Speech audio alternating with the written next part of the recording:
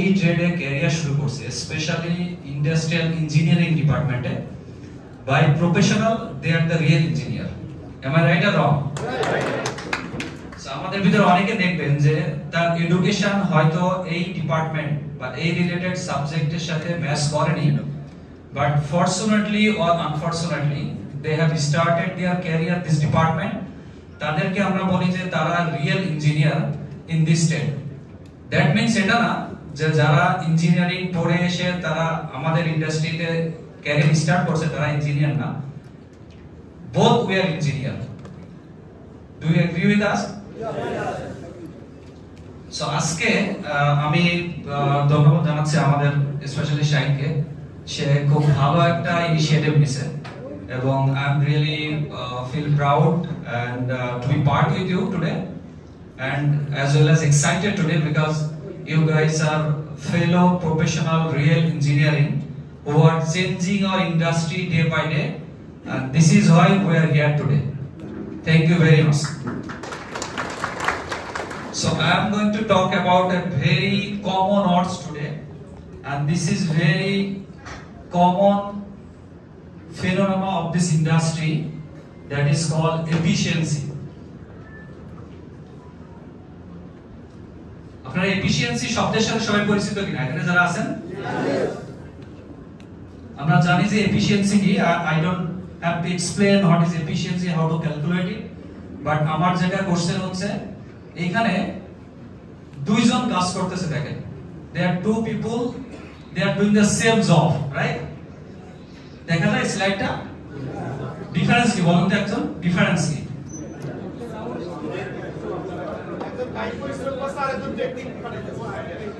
একজন বলছে একজন কায়িক পরিশ্রম করছে আর একজন টেকনিক খাটাইছে। তার মানে কি they are doing the same job, এবং যে স্টোনটা তারা পুশ করতেছে দেখেন shape is different only, right? একটা স্কয়ার শেপ আর একটা কি এটা রাউন্ড শেপ। আমি সেম জব করতেছি, সেম এফোর্ট দিচ্ছি, বাট আলটিমেটলি কে আগে আছে বলেন তো এখানে? তার মানে আমাদের একজন বলছে, সায়েম সাহেব বলছে, আমি তার বক্তব্য একটু শেষে শুনছি, যে আসলে আমরা যে ওয়ার্ক গুলো করি ওয়ার্ক হার্ডলি তার সে বেস্ট হলো ওয়ার্ক স্মার্টলি, রাইট? আপনারা শুনছেন না? Who is smart here?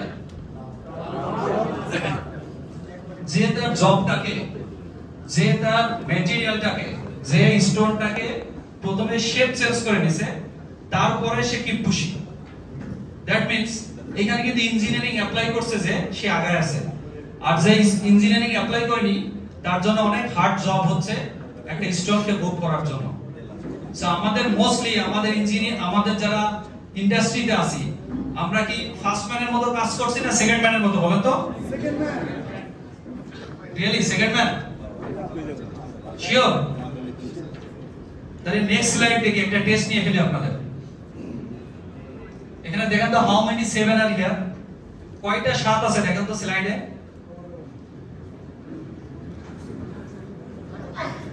কয়টা বলেন? আইল লোক তো সব সময় টাইম ইজ কাউন্ট ডাউন করে, তাই না? Time study. Very difficult count.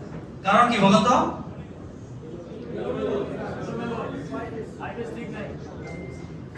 আমরা যদি নেক্সট স্লাইড দেখি, how many 7 are here?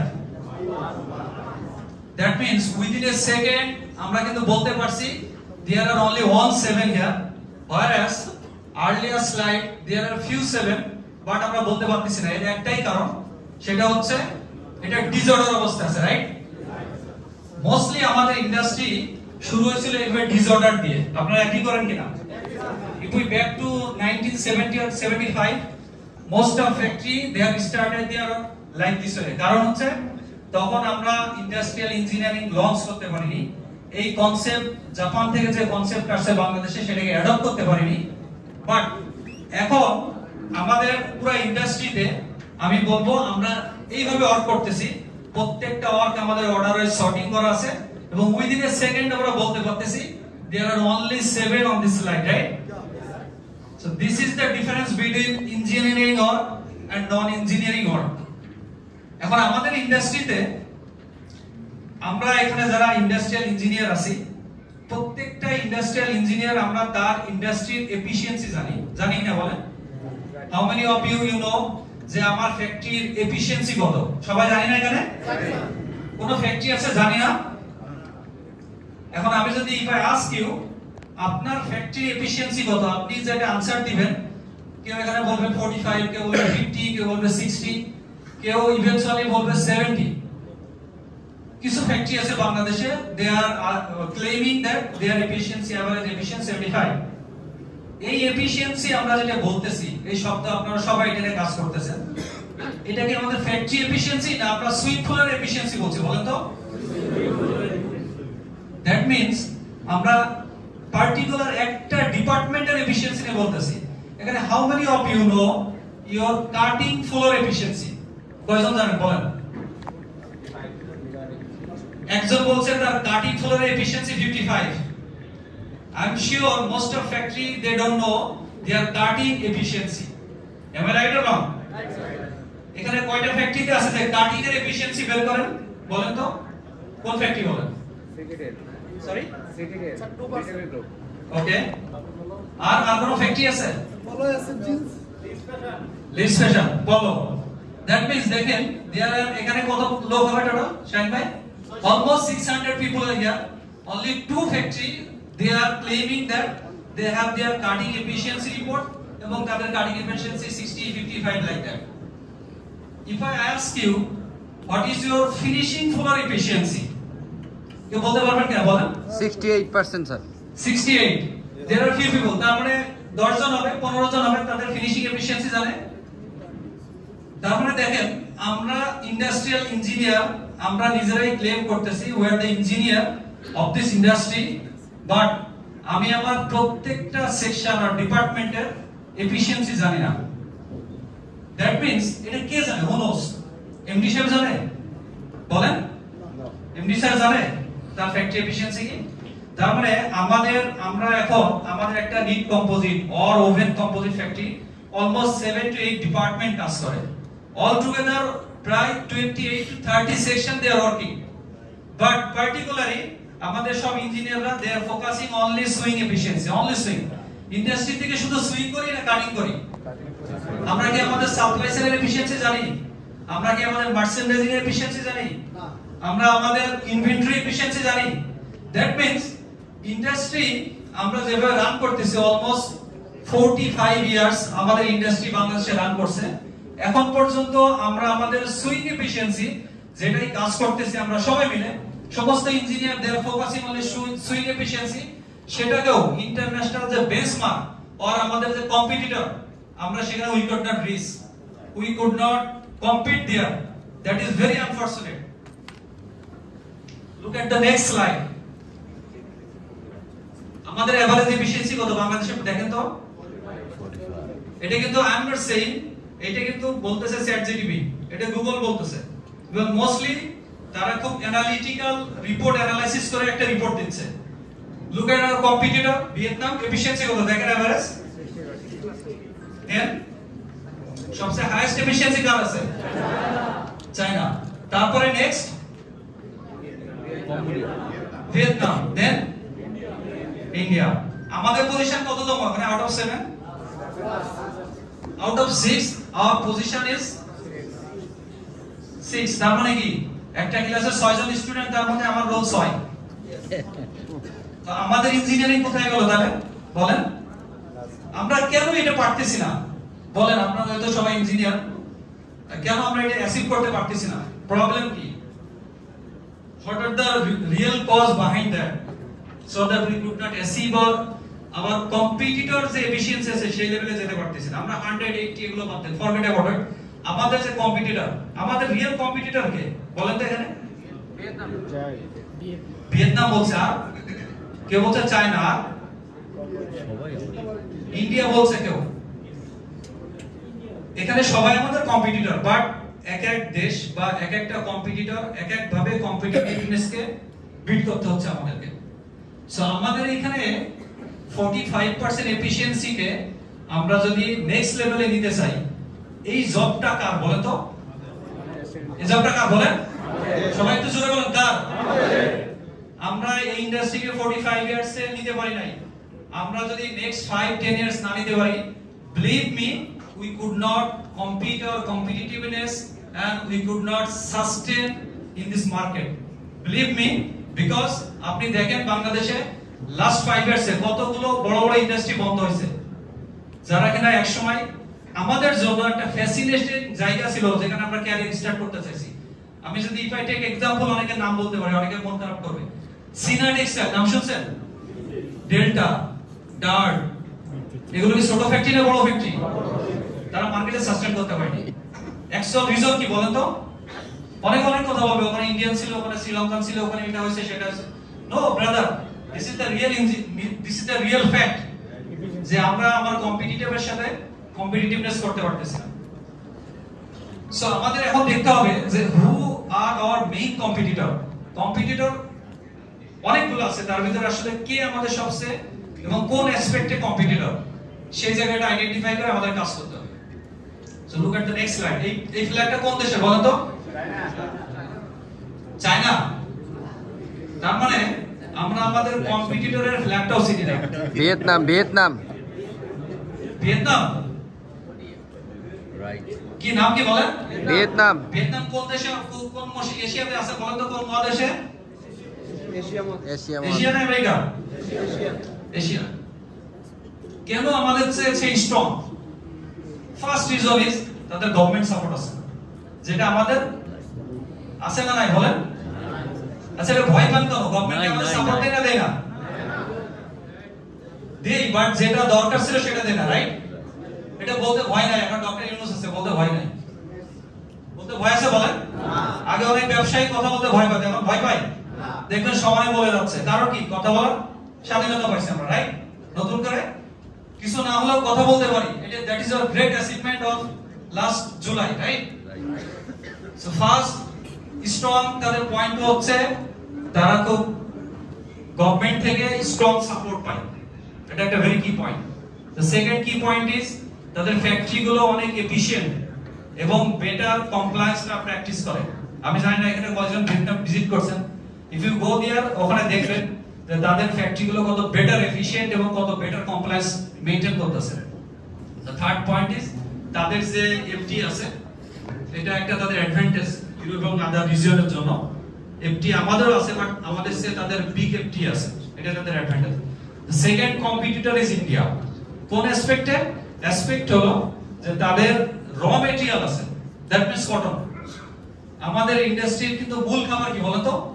Fibre. সেটা ম্যানমেড হতে পারে, ন্যাচারাল হতে পারে। সো কটন বেজি সারা ওয়ার্ল্ড, যদিও ম্যানমেড ফাইবার এখন আগাচ্ছে, বাট কটনের আমাদের কোনো ল্যান্ড নাই। কটন আমরা এখানে ইরিগেশন করতে পারতেছি না, এটা ইন্ডিয়ার জন্য গ্রেট একটা অ্যাডভান্টেজ। সেকেন্ড অ্যাডভান্টেজ হচ্ছে তাদের জন্য হাই এন্ড এবং লো, এই দুইটা ক্যাটাগরি প্রোডাক্ট আছে। থার্ড হচ্ছে তাদের ডোমেস্টিক মার্কেট অনেক বড়। আমরা জানি না 150 কোর টোটাল ওদের পপুলেশন, তাদের ডোমেস্টিক মার্কেট কিন্তু অনেক বড়, হিউজ। আমি আরেকটা কম্পিটিটর নিয়ে কথা বলবো, এটা কার ফ্ল্যাগ বলেন তো? ক্যাম্বোডিয়ার একটা ফ্যাসিলিটিং জায়গা হচ্ছে তাদের যে লেবার কস্ট কিন্তু কম comparative to China, Vietnam, India, Pakistan. বাংলাদেশের চেয়ে বেশি, বাট এই রিজন থেকে কম। এটা একটা বড় অ্যাডভান্টেজ। সেকেন্ড অ্যাডভান্টেজ হচ্ছে তাদের ফ্যাক্টরি গুলো অনেক কমপ্লায়েন্ট। আর থার্ড হচ্ছে তাদের ডিউটি ফ্রি অ্যাক্সেস আছে ইউরোপিয়ান ইউনিয়নে, এটা আমাদের আছে। তার মানে দেখেন, ইন্ডিয়া তাদের র মেটেরিয়াল আগে আছে, চায়না এফিশিয়েন্সিতে আগে আছে, ক্যাম্বোডিয়া তাদের গুড কমপ্লায়েন্স আর লো লেবার কস্টে আগে আছে। আমাদের কিন্তু কমপ্লিট করার জন্য যথেষ্ট জায়গা আছে, যে সমস্ত জায়গায় আমরা ইমপ্রুভ করতে পারলে আমাদের কম্পিটিটর থেকে আমরা কোনো অংশে পিছায় যাওয়ার কোনো কারণ নাই। এখন বাংলাদেশে কিছু চ্যালেঞ্জ আছে, আমি খুব শর্টকাট বলবো, কারণ আপনারা জানেন শাহিন ভাই আমরা রিমাইন্ড করছে যে আমার 7 মিনিট দিছে, আমরা 10 মিনিট নিয়ে ফেললাম, সরি। আমাদের যে real challenge for Bangladesh, first challenge কি আমাদের বলতো? এখন labour cost is in Bangladesh increasing. এজন্য আমাদের যে ঝুঁকির আমাদের সিও আসছে, উনি কিছু টেকনোলজির কথা বলছে। টেকনোলজি আমাদের এখানে আমরা এখন অ্যাডাপ্ট করতে পারিনি, বাট এটা কিন্তু বড় একটা কারণ হচ্ছে আমি আমার ম্যানেজমেন্টকে পিস করতে পারি না। আমি আমার ম্যানেজমেন্টকে বুঝাইতে পারি নাই যে টেকনোলজির অ্যাডভান্টেজ কি। আর আমাদের আরেক ভাই বললো যে টেকনোলজি, আমাদের ড্যাফোডিলের স্যার বললো যে টেকনোলজি আসলে আমরা অনেকে মনে করি যে মার্কেট, এখান থেকে জব মার্কেট, এখান থেকে মানুষ কমবে, রোবট আসবে। আসলে ব্যাপারে না, মানুষ হিউম্যান অলওয়েজ ইজ অ্যাসেট।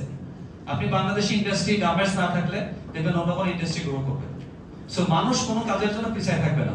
অতএব আমাদের যত দ্রুত সম্ভব টেকনোলজি অ্যাডপ্ট করতে হবে, কারণ আমাদের লেবার কস্ট ইজ ইনক্রিজিং। যেটা লাস্ট ইয়ার্স কিন্তু আমাদের অলমোস্ট 54% আমাদের লেবার কস্ট বাড়ছে, এম আই রাইট? সো সেটাকে আমরা ইন্টারন্যাশনালি বিট করতে গেলে আমাদের এখানে নজর দিতে হবে। সেকেন্ড চ্যালেঞ্জ ইজ আমাদের যে কমপ্লায়েন্সের প্রেসার আছে আফটার রানা প্লাজা কোলাপসের পরে, এটা কিন্তু হিউজ একটা কস্টলি আমাদের একটা সেশন দিয়েছে, যেটার জন্য হিউজ মানি আমাদের ইনভেস্ট করতে হয়েছে, যার ডাইরেক্টলি কোনো রিটার্ন নাই, যত রিটার্ন ইনডিরেক্ট আছে, রাইট? আমরা এদিকে কনসেন্ট্রেট করি। হ্যাঁ, দ্য থার্ড চ্যালেঞ্জ ইজ আমাদের দেশের যে থার্ড চ্যালেঞ্জ সেটা হচ্ছে পলিটিক্যাল আনরেস্ট। আপনারা জানেন যে এখন আশুলিয়ার কথা শুনলে অনেক বায়াস সেটি ফিল করে, জানেন আপনারা এটা? কারণ কি বলেন তো? আশুলিয়া আমাদের ওয়ার্কার হাব, সব industry medium to large or small, এটা একটা ইন্ডাস্ট্রি হাব। এখান থেকে বাংলাদেশের গাজীপুর, সাভার, ধামরাই কোন অংশ থেকে আশুলিয়া থেকে কম এক্সপোর্ট হয় না, বাট আশুলিয়া এখন একটা বায়ারের কাছে আতঙ্কের নাম হয়েছে। কারণ কি বলেন তো? দুইটা ইস্যুস, একটা পলিটিক্যাল আনরেস্ট আর একটা আমাদের ওয়ার্কফোর্সের আনরেস্ট, মিসইনফরমেশন। এটা আমাদের জন্য একটা big challenge. The last challenge is আমাদের লজিস্টিক ডিলে। আমরা যদি কম্পেয়ার করি টু সিঙ্গাপুর, বলবো না, সিঙ্গাপুর 24 আওয়ার্স এর ভিতরে যে কোনো গুডস রিলিজ করা সম্ভব এক্সপোর্ট ইম্পোর্টের ক্ষেত্রে, whereas আমাদের কতদিন লাগে? এটা আইডিয়া আছে আপনাদের? 5 থেকে 7 দিন। কোন দুনিয়ায় আছেন ভাই আপনি? কত বলেন? হ্যাঁ, 15 to 25 ডেজ লাগে। আপনি শুধু এক্সপোর্টই দেখলেন যে গুডস পাঠাচ্ছেন চলে যাচ্ছে, ইম্পোর্টটা দেখলেন না যে কতদিন এয়ারপোর্টে এসে পড়ে আছে একটা স্যাম্পল, কাস্টমস ঘোরাচ্ছে, কতদিনে একটা 5 কেজি স্যাম্পল খুঁজে পাচ্ছি না, আমার পিপি স্যাম্পল পাঠাতে পারতেছি না, কত গুড চিটাগংয়ে ওয়্যারহাউসে পড়ে আছে, বৃষ্টির পানিতে ভিজতেছে। এয়ারপোর্টে ট্রাভেল করলে দেখবেন যে শেডের বাইরে কত ফেব্রিক খোলা আকাশের নিচে পড়ে আছে। তার মানে কি আমাদের লজিস্টিক আমাদের এখানে একটা বিগ চ্যালেঞ্জ। লাস্ট চ্যালেঞ্জ হচ্ছে আমাদের প্রোডাক্টের ডাইভার্সিফিকেশন নাই। ভেরি আনফরচুনেট, আমরা এখন বেসিক আছি, বেসিক ক্লাসে আমাদের যেতে হবে। আমরা হোপলেস হব না, বিকজ অ্যাজ এ নেশন আমরা কিন্তু খুব আমরা হোপিং এর নেশন। এজন্য আমাদের কি করণীয়? আমরা 3টা স্লাইড আছে। হোপিং এর জায়গা হচ্ছে হোয়াট শুড ইউ ডু, আমরা কি করতে পারি? তার জন্য আজকে আপনাদের যে সেকেন্ড সেশন আছে, আমার এই কথা দিয়ে শেষ করব যে আমাদের সেকেন্ড সেশনে প্রবাবলি অ্যাপারেল ডিজিটাল ইউনিভার্সিটি নামে একটা ইউনিভার্সিটি লঞ্চ করতে যাচ্ছে, যেটা আমাদের সবার সহযোগিতা দরকার। আপনারা সবাই রাজি আছেন? সবাই আমরা কোঅপারেট করব না? কিভাবে করব? আমরা কন্টেন্ট দিব, আমরা তারা যারা ডিপার্টমেন্টে কনসার্ট দেবে তারা আপলোড দিবে, আমরা সাবস্ক্রাইব করব, যাতে করে আমাদের একটা ডিজিটাল প্ল্যাটফর্ম এই ইউনিভার্সিটিতে তৈরি হয়ে যায়। এই কাজগুলো করতে আমাদের ফার্স্ট স্টেপ হচ্ছে বা আমাদের শিখতে হবে। শিখতে হলে পড়তে হবে। আমাদের ফার্স্ট হলো লার্নিং কি? আমাদের বেসিক যে লার্নিং আছে এটা পড়তে হবে। আমরা বলেন তো, মানে how many of you last month যদি আমি বলি যে have you read any book? গত মাসে এপ্রিলে কোন বই পড়ছি এমন কেউ আছে এখানে? কেউ নাই? 1 2 3 4 5 6 7 8 9 10। কিন্তু ফেসবুক খুলছি কতবার আমরা বলেন তো? সব। তারা বুঝতেছেন আমাদের অবস্থাটা কি? আমাদের কিন্তু ভাই শিখতে হবে। সেকেন্ডও যদি বলি, বেসিক থেকে আমাদের অ্যাডভান্সে যেতে হবে। তার মানে কি আমাদের বেসিকটা হলো ফাউন্ডেশন, অ্যাডভান্সটা আমরা কি করব? এই ইন্ডাস্ট্রিতে ইমপ্লিমেন্ট করব। আমার লাস্ট স্লাইড ইজ ইমপ্লিমেন্টেশন। কোথায় ইমপ্লিমেন্ট করব বলেন তো?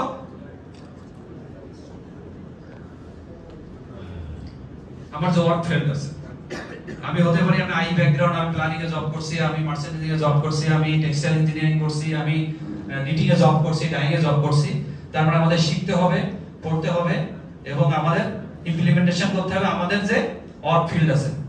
Thank you very much.